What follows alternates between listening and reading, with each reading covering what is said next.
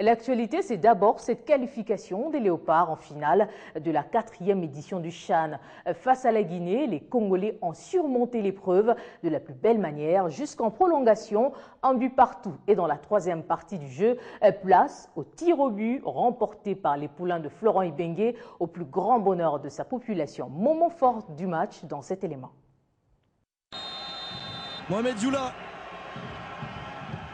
C'est sauvé par l'Aïba Tampi. La séance se termine sur cet échec guinéen. En enrayant ces derniers tirs guinéens dans cette séance des tirs au but, les portiers congolais Matampi Vumulei est devenu les héros du jour.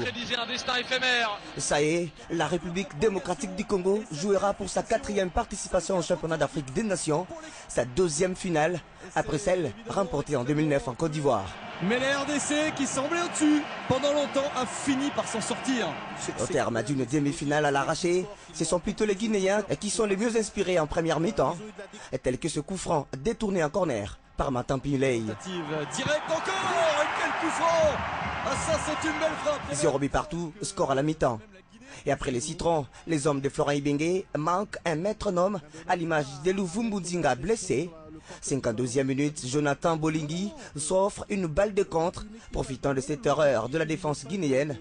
Mais malheureusement, l'attaquant de Mazembe tergiverse au moment de conclure. Grosse occasion, la grosse bêtise et peut-être le but dans ces contrées. La réaction guinéenne est immédiate 4 minutes plus tard. Seul Ismaël Bangoura est malchanceux. Sa tête est captée en 2 temps par Matampi. Oubliez second poteau.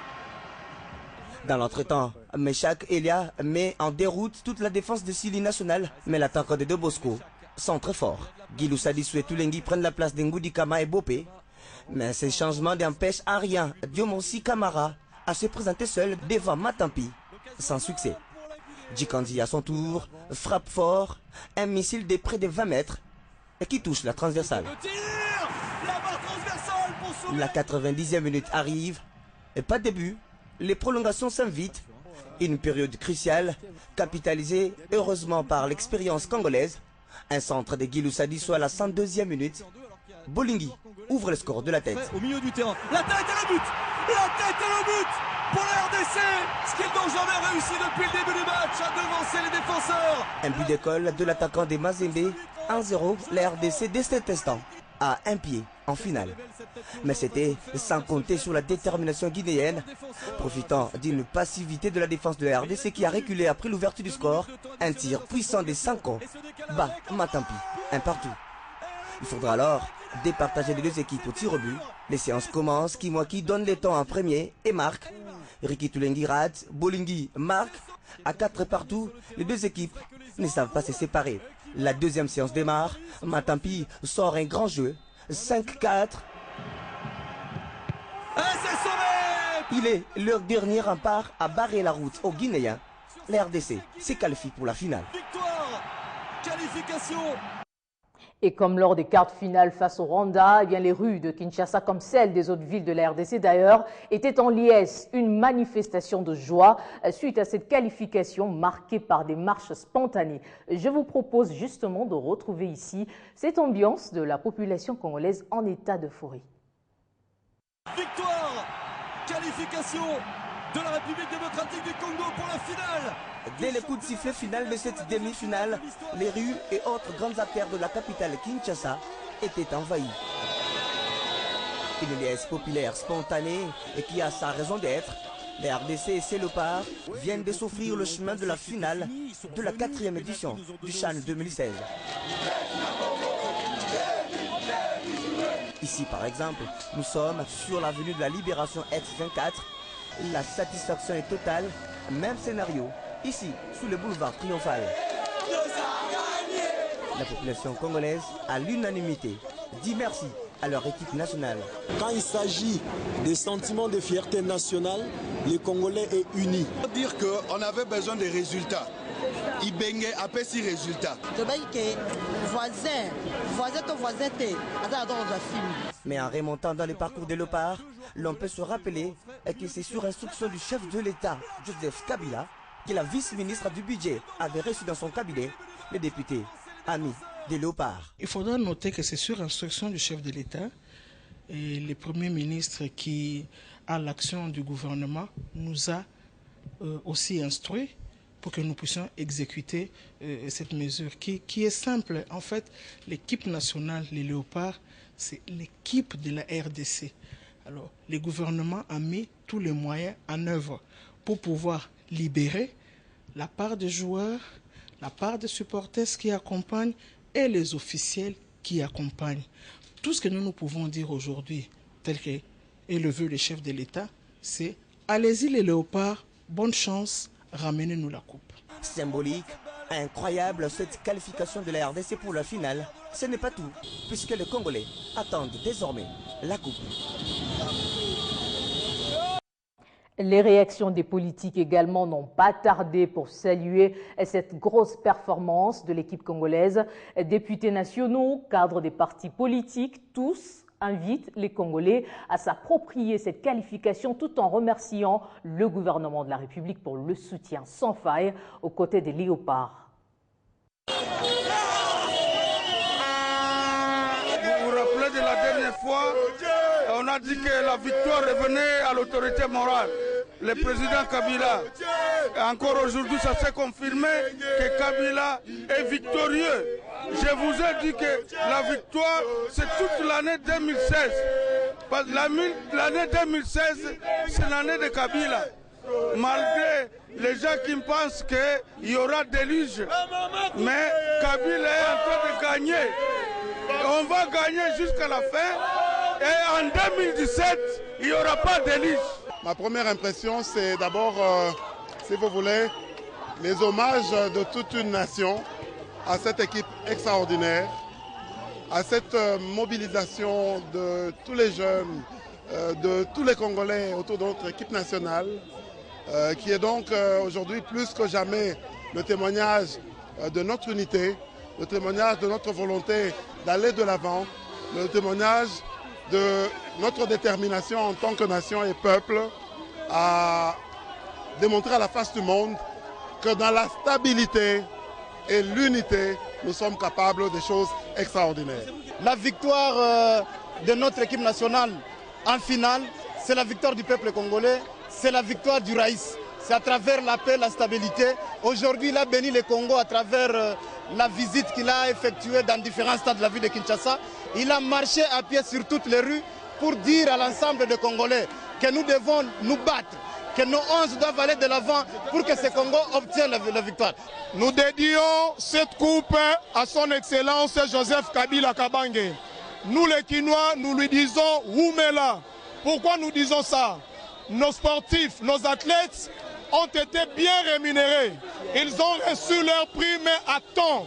En tout cas, les enfants, les amis sont très bien rémunérés. Nous levons notre verre pour la victoire des Léopards. La victoire des Léopards qui a été savamment préparée par le président de la République, son Excellence Joseph Kabila Kabange, qui nous avait instruit spécialement de pouvoir servir notre équipe qui allait préparer la CHAN au Rwanda. On referme ce dossier CHAN pour parler cette fois du chef de l'État qui a procédé ce mercredi à la visite d'inspection des différents stades municipaux en chantier à travers la ville de Kinshasa. Construit par le gouvernement, ce projet vise à doter toutes les provinces de la RDC des stades municipaux modernes dans le cadre de l'encadrement de la jeunesse. Et tout au long de cette visite, Joseph Kabila a été ovationné, vous allez voir, par la population. C'est une journée très mouvementée ce mercredi dans la commune de Barumbu. Une foule immense, impatiente de voir le chef de l'État.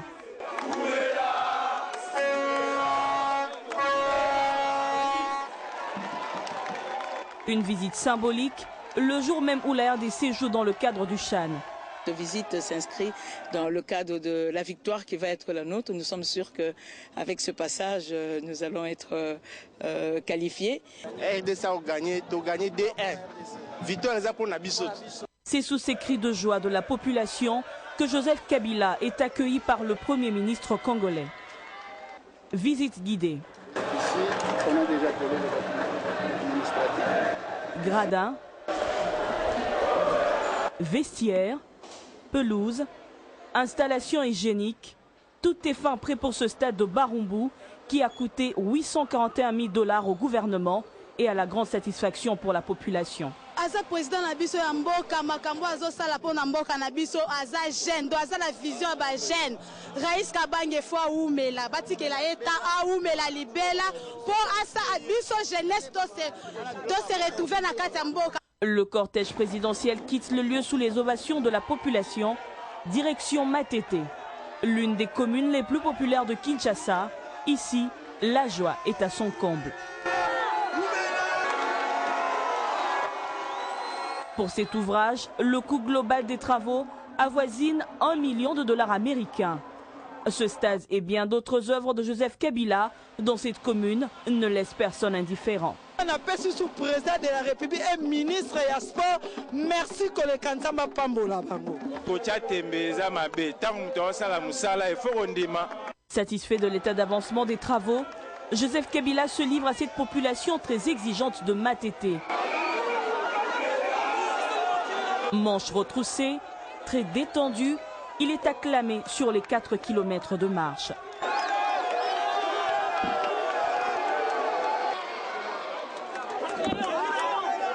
À Bandalungwa, les travaux vont bon train. Le travail se fait, vous-même vous voyez, il y a beaucoup de chantiers en construction. On ne va pas se laisser distraire par les gens qui, au lieu de s'occuper du travail, passent leur temps à parler des choses qui ne vont pas toujours dans le sens de la reconstruction de notre pays.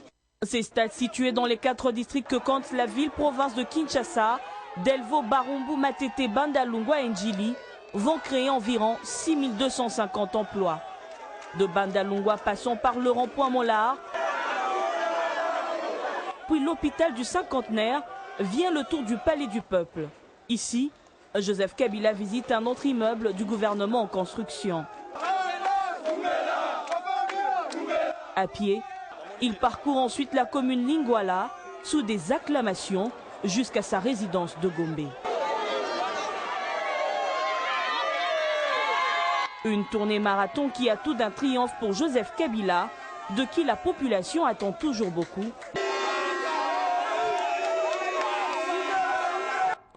Dialogue national en RDC. Toutes les couches sociales se rangent derrière Joseph Kabila et soutiennent la tenue de ce grand forum. Tenez, les enfants en rupture sociale appelés communément Chégué ne sont pas en reste. Eux aussi soutiennent le dialogue national. Tous à soutenir le dialogue pour tous les victimes, na tout et pour tout. Dans les circonstances, il y a un soulèvement, il y a un combat marche. Comme ma décision à homme politique, alors biso to tombara toujours ba victime ndengo mona bana ba jeune ba kufi na balabala ba tiki suba ne belé na balabala ba famille belé ba kufi ba responsable ba kufi ba parents ba kufi ba na bango ba na balabala couche sociale wana e ba ki 100 000 sous belé alors to komi sou belé sous na balabala or auto sala dia na balabala ezwa non insuffisant ndeto lingi ke dialogue il faut zala bisonyon son asima dialogue tous les hommes politiques tous les sociétés civiles et en plus biso peut zala peut représenter na part la société civile pour couche sociale na biso tous a vraiment ébélé tous a marginalisé délaissé. Les violences sexuelles basées sur le genre en RDC doivent baisser d'intensité, mieux cesser. En tout cas, c'est le vœu du gouvernement congolais qui s'est joint aux avocats opérant dans le droit pénal international. L'objectif est de réduire le taux de violence au pays. Doumbala. Les conflits armés auxquels a fait face la République démocratique du Congo depuis maintenant plus d'une décennie, dans sa partie est, avec comme arme de guerre et dommages collatéraux les viols, inquiète toujours. Aujourd'hui, le gouvernement congolais se mobilise dans la lutte contre les violences sexuelles. Objectif, réduire l'impunité faite au genre. Secrétaire, au contact spécifique. Ici à Sultani Hotel, ce cadre permanent réunissant avocats, greffiers et autres experts opérant dans les domaines du droit pénal international voudrait appuyer le système judiciaire national